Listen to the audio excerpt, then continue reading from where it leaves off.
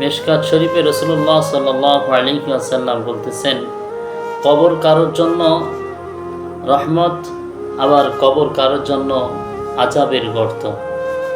রাসূলুল্লাহ সাল্লাল্লাহু আলাইহি ওয়াসাল্লাম বলতেছেন যে কবর যখন মানুষকে ডাকে, কবর মানুষকে স্মরণ করে, যে ব্যক্তি মুমিন, যে ব্যক্তি আল্লাহর হুকুম পালন করে এবং আল্লাহ পাক রব্বুল আলামিনের গোলামি করে, রাসূল পাক সাল্লাল্লাহু আলাইহি সাল্লামের অনুসরণ অনুকরণ করে চলে, আল্লাহ তাআলা রব্বুল আলামিন তার মৃত্যুর সময় কালেমা নসিব করে। আর ওই কালেমা পড়িত ব্যক্তি যখন কবরস্থ হয়ে যায়, দাফন হয়ে যায়, কবর তাকে আহলাং সাহলাং মারহাবা বলে তাকে স্বাগত জানাতে থাকে। তারপরে কবর বলে, আমি তোমার জন্য অপেক্ষায় ছিলাম, আমি তোমার সাথে এত সুন্দর এত উত্তম আচরণ করব যেটা তুমি কখনো কল্পনাও করতে পারো নাই। আর চোখ খুলে তাকানোর সাথে সাথে কবরটা প্রসারিত হয়ে যাবে, চোখের দৃষ্টি যত দূর যাবে তত দূর এই কবরটা প্রসারিত হয়ে যাবে, এত সুন্দরময়।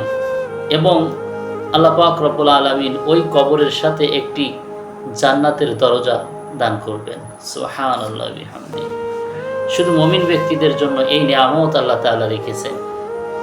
আর যে ব্যক্তি কাফের, যে ব্যক্তি মৃত্যুর সময় বেঈমান অবস্থায় মারা যাবে, যে ব্যক্তি আল্লাহর হুকুম লঙ্ঘন করে, যে ব্যক্তির মনে এরকম চিন্তাধারা নাই আল্লাহর দ্বীন কায়েম করতে হবে, এই চিন্তাধারা আল্লাহ তাআলার এই হুকুম নাই, ওই কবরস্থ ওই কবর ব্যক্তি যখন রাখা হবে, কবর বলতে থাকবে যে হায় আফসোস, আমি তোর জন্য অপেক্ষায় ছিলাম, তোর দুর্ভাগা, তুই এই কবরের ভিতরে কি নিয়ে আসছিস, আজ আমি তোর জন্য একটি আযাবের গর্ত।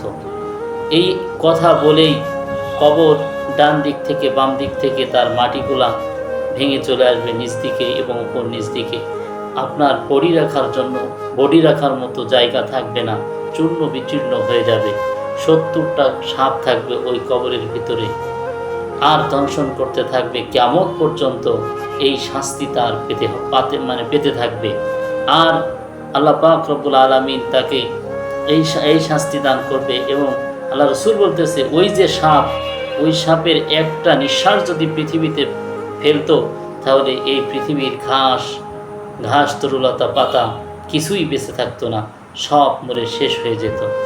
সম্মানিত ভাইজানেরা আমার, আমাদেরকে 20 বার সর্বনিম্ন মৃত্যুর কথা স্মরণ করতে হবে।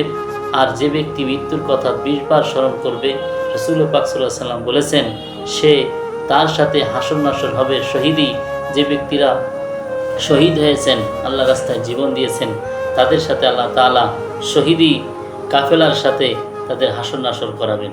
এজন্য আমরা সর্বনিম্ন 20 বার আমরা মৃত্যুর কথা স্মরণ করব।